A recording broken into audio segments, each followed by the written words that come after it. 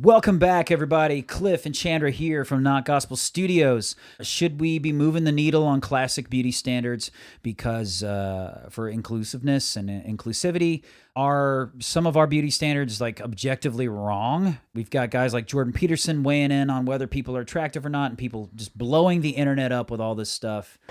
We're going to talk about this stuff today. This is Not Gospel.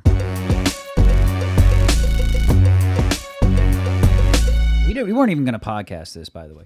But I was talking to you earlier about how it feels like there's no arena where the male opinion matters, or that people can always they're finding more and more reasons to just completely devalue the male opinion. And even on things that are like traditionally males, like it's a male-dominated space, let's say. Mm-hmm. And we were talking about, is it Yumi Nu, who's the plus-size swimsuit model that was on the cover of Sports Illustrated. Jordan Peterson released a statement saying, sorry, not attractive, with that image. Yeah, but I know you keep saying objectively, but objectively, she was an attractive woman. And for him to just say, sorry, unattractive, that was irritating to people. He did clarify in his video, he said that not everybody is a swimsuit model, not everybody is Mozart or whatever. Yeah, but she literally is a swimsuit model. That's what she gets paid to do across many companies. Right. Yeah. I think he just didn't like her, and then when he got backlash, then he switched it to a health issue. Like, well, it's obviously not healthy, and unhealthy is unattractive. He just changed the argument to win it, I felt like. Well, I mean, I do agree with this. I do agree with the stance of there are certain body standards that are healthier, and we all know that. Like in our discussion, we were talking, and I felt like there's no realm where my opinion is as valid, because I may say this may not match what is PC or whatever, but I may say no, I don't find her as attractive as a lot of other females that I would anticipate being on the Sports Illustrated swimsuit cover. And you and I talk, and you say, well, you don't understand just how many males are into plus size girls, and I'm like, but I'm a guy. Yeah, but I keep saying curvy women. And that's part of our definition problem is I call someone curvy who you are thinking is like the minimum you call someone to be fat, which is like plus size. Well, she's not a swimsuit model. She's a plus size swimsuit model. I was looking up her stuff everywhere. Yeah. She's a plus size swimsuit model. But I bet Kate Upton is probably a plus size swimsuit model also. No, Kate Upton. I bet if you look it up, she is. No. If you have like a C cup, doesn't matter how small your waist is, you're plus size. That's how it works. I know. It's stupid. What? It's infuriating for women. But that is demonstrative of you can be curvy and not plus size. Like, yeah. For dudes, Kate Upton, and this is the discussion we had. I was like, for dudes, Kate Upton is plus size, Kate Upton is curvy. Obviously, it's hips, and to me, she's just skinny with nice boobs. It's boobs and hips is the thing with curvy. I wouldn't classify her as curvy at all. She's just beautiful, skinny, nice boobs. And see, that's what I'm trying to say is like, perhaps I might be more indicative of where men think is curvy. Yeah. Like that was like a wager. It has no bearing on what we're talking about. It's like I would believe if I was sitting in the bar or whatever and walked around a bunch of dudes and was like, guys, you think she's curvy? I think most of the dudes would say yeah. And then on the flip side of that, I think a lot of the girls might be like, well, no. Yeah. I think they might say, no, she's not curvy, she's skinny. Like when I say curvy, I'm talking about like curves, you know? Yes. And you're thinking of like boobs, flat stomach, hips. Well, I'll say this much. I'm thinking about the dynamic between the curves. So I'm thinking like, and in a plus size model, you'll have a lot of, let's say, curves or whatever. But the way you're the most curvy is if you do have a very small waist and it's that in larger hips and boobs or whatever. Then there's more accentuated curves. That's why to me it's like, which is like a blessing from God when a girl has that. Of course, it's like, but again, that's like an objective pinnacle beauty standard. And I was talking about, and I really feel like women and men don't think about beauty standards in the same way. Like if I say most of the time men are just going to simplify it and be like, all right, on a scale of 1 to 10, is she a 10 or a 5? A lot of women would be like, that's awful that you objectify women like that and just say, is she a 10 or a 5 or whatever. Maybe I'm not the typical woman, but I mean, most girls could put things on a scale of 1 to 10 on attractiveness and stuff. Okay. Well, just maybe we think things Like, I might see a woman on a scale and be like, oh, she's a solid 8. And you'd be like, no, a 6. Like, that standard might be different. Well, yeah. And even if that were the case, the frustrating thing to me is, as a man, I felt like there's no credibility to my opinion for men, even though I am one. It's like if I have an opinion that's different than yours on a beauty scale, like say I think she's a 6, you think she's an 8, or vice versa. Yeah, well, that's where I was saying. You're saying I'm a man and I know what's pretty to a man. And I'm saying, but I'm a woman and I know how many men look at me. Like, so you can kind of tell what men find attractive, you know? I mean, I understand that, but... Like, but listen to what you're saying and flip that around. I'm a man. I know what women want. You would say, and most women would be like, I think if you were a man that could pull a lot of women, yeah, you would be doing. If I were, I'd say a man. So offended. No, a man that can walk into a room and turn every woman's head. I think he does have an idea of what women want.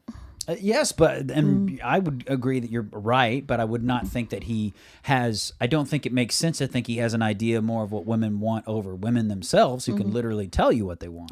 I saw this video with Candace Owens the other day where she was criticizing Harry Styles wearing a dress on the cover of some fashion magazine, and she was like, "Women don't want men in a dress," and she was saying that they were doing it for, social reasons. Social, political, yeah. Yeah, and just to get eyeballs and stuff, that women didn't really want that. Uh-huh. And people were arguing with her about it. They're like, no, they want Harry Styles in a dress. People, but not. Yeah. I mean, that's not indicative that everybody. Here's the thing. Yeah. Even when Candace Owens is right, people are going to argue with her. Yeah. Even if Ben Shapiro, you name it.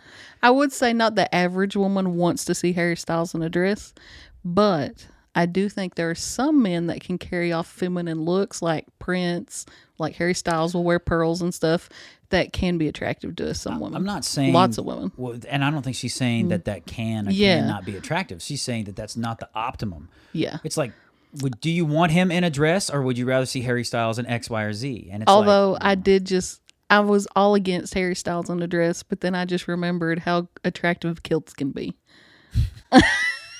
Well, a kilt's not a dress. You can't put the two things together. That's true. It's a skirt. Yeah. Oh my gosh. No.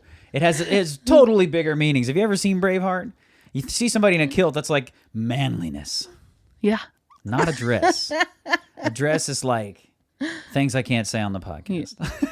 Yeah, I think Harry Styles was in something more flowy and flowery or something. Oh, yeah. Harry Styles in a dress, neither here nor there. That point is used to say that, yes, I think Candace Owens has a better idea of what women want in terms of attractiveness than I do. And I'm not somebody I've not had to be lonely for too long. Like, I don't mean that wrong. I didn't have trouble having, relationships, let's say. But still, I don't kid myself and think that I know what women want more than they do. I am trying to interpret what they want from them. And it's vice versa, the same way. Women are trying to interpret what men want from men. Well, and do you think women have better aesthetics than men? To see beauty, maybe? You mean they can appreciate real beauty better than men? Yeah. I would disagree. I think that... No. I thought that was going the other way. No, I don't think women can appreciate real beauty better than men. I think they find certain things beautiful and men do not. And so therefore they're appreciating... Interesting. They think that, well, X, Y, and Z is objectively beautiful to me. And it's like, okay, but X, Y, and Z is objectively beautiful to men. And then women could say, well, it's because we have a better understanding and appreciation of beauty. And it's like, no, you have your understanding and appreciation of beauty. It doesn't make it better. I think some men, not all men, but some men might be more to the point, especially on sexiness stuff. Like they only see certain features, whereas maybe a woman is looking at the total package, maybe more, possibly. I mean that might be on an individual basis, but like I can say from my own personal perspective, and we've talked about this, and I know I'll get hate from this, and that's fine. I've never really been attracted to Angelina Jolie.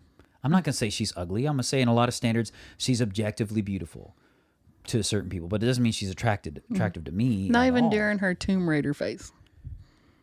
No. Again, she's pretty. She's a very pretty, very sexy, let's say, woman, but not attractive to me. There's so many others that I would be like, if you're talking about Hollywood crushes, I would have always thought that like Jessica Biel was like always more beautiful than Angelina Jolie ever, always. It's equal.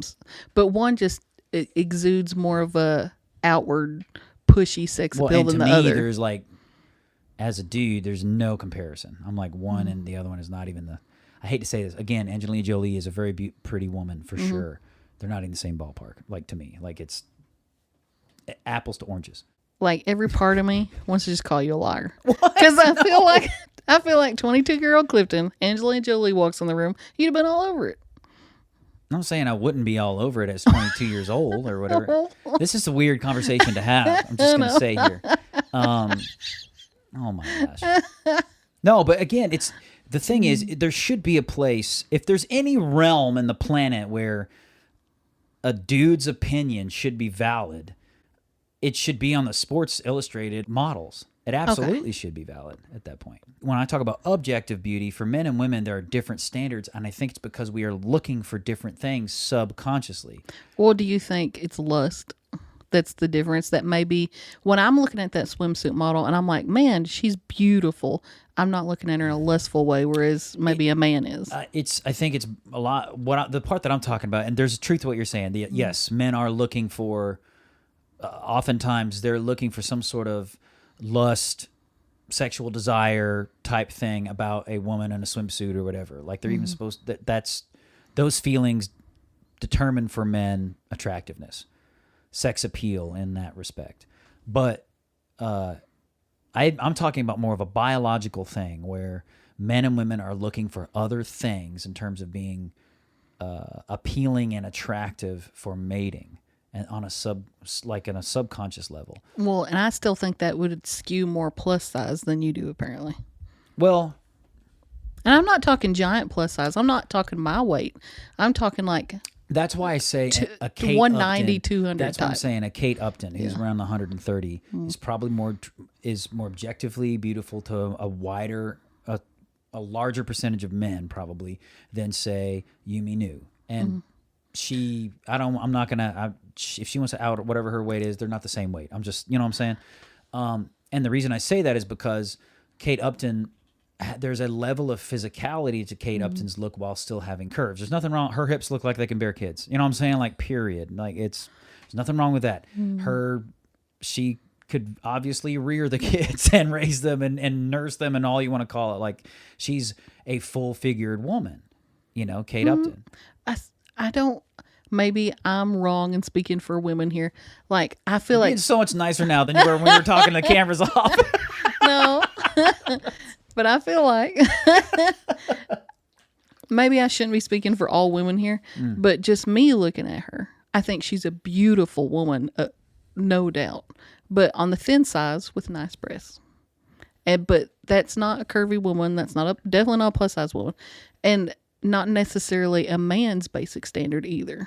No. Well, and that's so when we're talking about body standards, the big thing is inclusivity.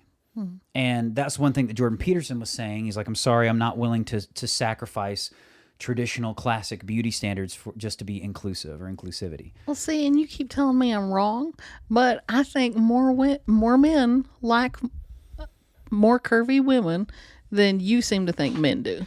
Well, the thing is, it's just the difference between we kind of talked about this. I think your idea of what men think is curvy is off. And again, that's where I'm thinking that like there should be an arena where a man's opinion, if there's any arena where his opinion should matter, it's, hey, men think this is curvy, typically. Or something, you know, especially when you're talking about something as shallow as on physical look, is this woman pretty? Or so, you know what I mean? Or well, maybe it's me not wanting to get my feelings hurt, but I feel like I see all these men that seem like they're in happy marriages, and it's not with bone skinny models, you know? Yeah. And it's like, well, are they not happy? That's totally different. I don't feel like it is. Well, being in a happy marriage has nothing to do with like what you like. And I'm not just talking about me and Travis. Travis is a chub chaser. He likes bigger girls. You know the name. It's a chub chaser. Gosh. Like I know my husband appreciates a larger female, but I'm talking about all the good men I know that have, plus size or curvy wives. All the good men you know? Yeah, they're good, happy marriages. All of them? What are you talking about? I'm a good man. So you're saying their beauty standards aren't what they get? I'm saying that when it comes to a marriage isn't successful by just beauty standards. You don't marry just for beauty standards. Yeah. Like, and that's, if you do that, you better get a prenup. Yeah, or something. I would say most men have wives that might be larger than that model. Might be larger than Kate Upton or no, Yumi the other Nu? Yumi Nu. I don't know that most men's wives are larger than her. I don't know. See, that would especially in America. That would be determined. Like there's a simple way to determine that, and sadly, but you'd have to have all the medical records. But it's essentially like, what's the average weight of an American female? Yeah. And then if you know the average weight, if it's less than 185 or what her approximate weight is, then most men are married to women that are smaller than her. If it's the average weight is above that, then you go down to how many of those are married versus how many aren't. Essentially, the best way to do it, I guess, it's multivariate. Of married women, what's the average weight? I bet it's larger. This is a horrible conversation to have. Of married, what do you think the average weight of a married woman is? I would say it's at least over 150 pounds. The average woman. That's an adult woman, not like 18. I'd say 150 is not bad. Yeah. I'd say that might be a good average. I don't know. Because I see lots of skinny minis and I see lots of what is considered overweight. In beauty standards, I do feel like sometimes people are shamed into acceptance of something that they wouldn't necessarily be accepted. And we talked about transgender. Like, they're shaming men. If a man doesn't want to date a transgender female, he's looked at as transphobic, homophobic, and he may have very strong practical reasons. Hey, A, it's a religious reason. B, it's like, hey, I want to have my own kids, and we can't. And a lot of men just are turned off Two by hot another dogs, penis. no bun, or whatever. I feel like that's a YouTube video. But you know what I'm saying? Like, so there's very practical reasons as to why you wouldn't be attracted to a transgender woman, because they're not female. So that shaming, there's a lot of people, I think, that if they would feel no social shaming at all, a lot of men would probably just admit and say, yeah, I'm probably not going to date a transgender woman. If there was no social shaming. Men that now, since there is social shaming, would be like, I guess I'd be okay with it. And that same thing is with beauty standards and body types and body standards. Sometimes I don't know what you mean by that. Like, give me an example. Of shaming? No, of how someone would admit. Well, how dare you not think that she's attractive? Just like they did with Jordan Peterson. He thinks she's not attractive. Sorry, not beautiful. Or sorry, not attractive. Which is awful. Why? That's shaming. Okay, well, let me go back to this. The first podcast I was on with you. Okay. There was an actor brought up who I said was gross. And then when I watched that back later, I realized how awful that was of me to say that. And I can't believe I said that. And now I feel awful. And like, to publicly call someone gross like that was awful. And I think that was kind of awful of him to do. Well, publicly, I didn't think. I mean, she's on the cover of a swimsuit you're magazine. You're entitled to your opinion, but that's what he was talking about. There's all kinds of reasons that somebody's on the cover of a swimsuit. There's all kinds of reasons that these big corporations make the moves that they do. Yeah, it's usually to sell magazines. It's usually sell magazines. I've scaled and looked all over the internet. There's nothing to suggest that magazine was like a massive hit for them. I've looked all over trying to find sales records. You can't find it. I've not found a single thing that says that was like one of the best-selling magazines that they've ever had, which would be indicative to say that no, if that's not the case, if that's not happening, there was no bump in sales this way or that and the other. It wasn't a choice made to increase sales at that point. So you think they put that beautiful woman on the cover, who I deem beautiful, as a pandering thing to other females? I don't. Yeah, and as a man who that magazine's typically targeting, I don't think it was because most men are going to find her more objectively beautiful than a lot of other swimsuit models. I still don't agree with you, but I did think of a point to your arguing. You're wrong, but this is interesting about what you didn't say this, but here Did you go. you hear about how Playboy has transgendered people in there now and stuff? No, I did not. Yeah. Like Wow. they're switching their model a little bit and stuff, and they're accepting all kinds of different body types. I heard somebody say a while back that they're getting rid of the nudity, and I'm like, what is Playboy magazine without? I'm not, and I don't condone pornography, but you know what Playboy magazine is. It's like, what are they without nudity? Yeah. Who's reading the articles?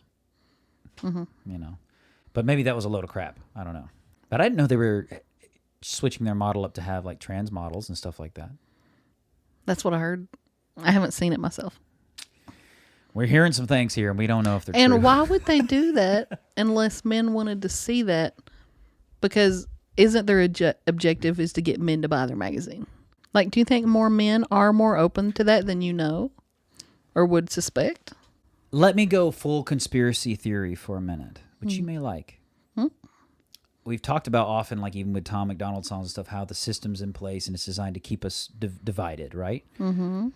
I think oftentimes these moves, like having this supermodel that I'm of the opinion may not be the most objectively beautiful to all men, let's say. I don't think it's pandering to men and what they think is objectively beautiful versus they might be getting cut a sweet fat check from a large investor to make this move because they know people will be talking about it, people will draw their lines in the sand, people will fight about it, blah, blah, blah. Versus, hey, you know what guys want? Put another Kate Upton in there or whatever. Like, I do get the sensationalism of it to sell copies. I get that part. But being a swimsuit model magazine, they would at the very base have to sell something that men are interested in. Well, I believe I was reading an article on it. I'm pretty sure that Yumi Nu, it's Yumi Nu, sorry. Swimsuit edition, I'm pretty sure had Kim Kardashian in it in certain parts of that edition, modeling. Now, why did they feel like they had to have Kim Kardashian in there as well?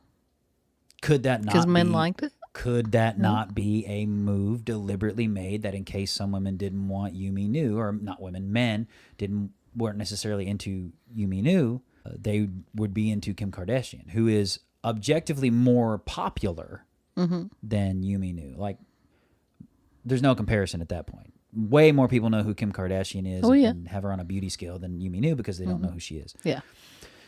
So, I mean, like, could that not have been a deliberate move to sell magazines knowing that this may not necessarily be the most catering to male beauty standards? She got the cover. That's pretty big. Yeah. But that is also the agenda that's part of the agenda, inclusiveness of all various beauty types. We saw that before in, who was it, Cosmo, who had a woman who was morbidly obese on the cover. But Cosmo is about sensationalism, 100%. Yeah. Sure. But I don't know that was necessarily a move to sell magazines. Yeah.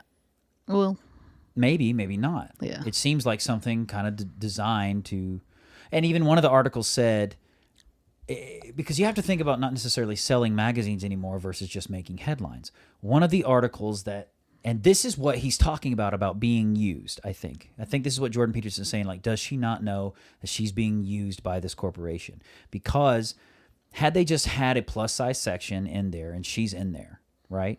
Nobody cares. Not a big deal. But the fact that a plus-size model's on the cover, all of a sudden the internet explodes with it and talks about this magazine and back and forths. And then one of the articles said, well, Sports Illustrated accomplished their goal, which was just to blow up the internet with their magazine.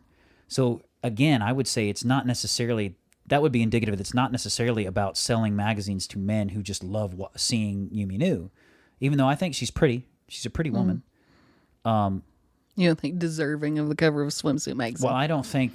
I think she is. I think she's gorgeous. But I'm just saying, look at it this way. Had it been another model who was objectively, according to men, possibly more beautiful than Yumi Nu, because there are obviously more beautiful people out there than Yumi Nu. You can't just say she's a 10 and that's it. I'm just saying... Well, there's more beautiful than like Kate Upton. But would they have talked about it as much? Had it been someone who was just more on your typical beauty standard for a model, like a Kate Upton or somebody like a repeat. What if...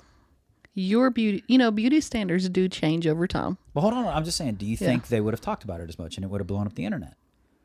Well, I don't know if the internet blew up over it anyways. This was a Jordan Peterson thing. I was just mad about. Yeah, the internet kind of, they went all over it, and they were criticizing him and whatever else.